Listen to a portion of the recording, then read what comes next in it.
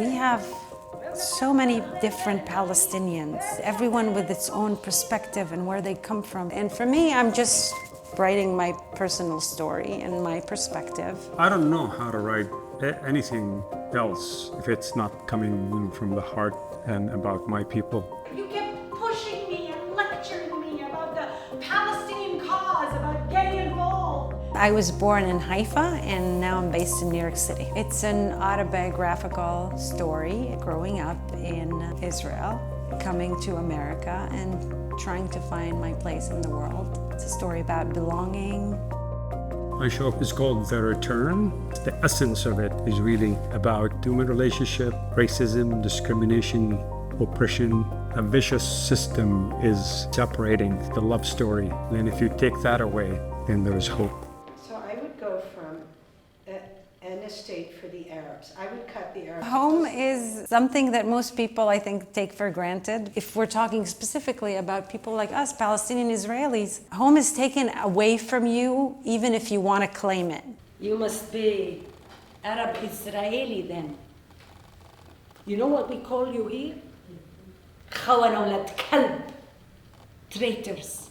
You're reminded every time that you're not one of us. You're a second-class citizen. I don't have any home, sir, because I'm not Israeli. The Israelis keep making that very clear. I can't work at their restaurants. I can't fly out of their airports without being harassed. Go home? Will someone please tell me where home is for people like me? Home is like when you belong, you're embraced, you're welcome. You don't have to whisper your language in Arabic. You have an anthem and a flag and pride and yeah, so we don't really have a real home.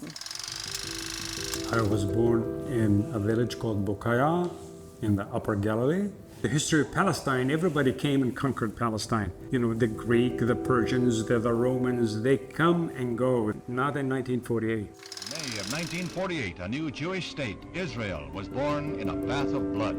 All of a sudden, those who left for a few days thought coming back could never come back. And my family, the same thing. They ended up in the camps in Lebanon and never were able to come back. And we lost touch. You know, at one point you start thinking, okay, who am I and where's my family? Why is it just my grandfather around? Where's his brothers? Where is it? And then you start searching. A lot of the stories were not told to us because there's so much shame. So my job to tell the story is it's an obligation. It's part of who I am. If the war is going to stop the play, if the war is going to stop us from creating and putting this kind of important work, then we would never do theater. There's always a war. You know, October 7th happened. In the beginning, when it happened, I was like watching the news and just crying for the Israelis because I was in shock. Like, how could they do this? But then when Gaza happened, it shifted and you see the numbers of death and you're crying for the Palestinians in Gaza, but you're not seeing any of it on the news. When they started the war against Iran, I was visiting my son. I got stuck there for 3 months. I couldn't leave.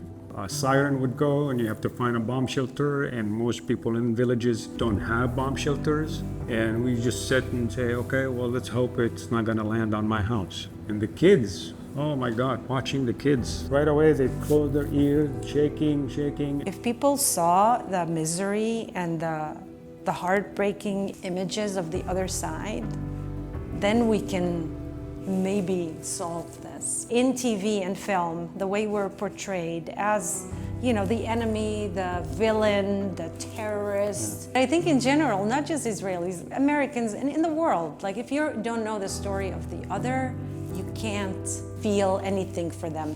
And I think it's very important to listen to other stories and learn and know someone different than me.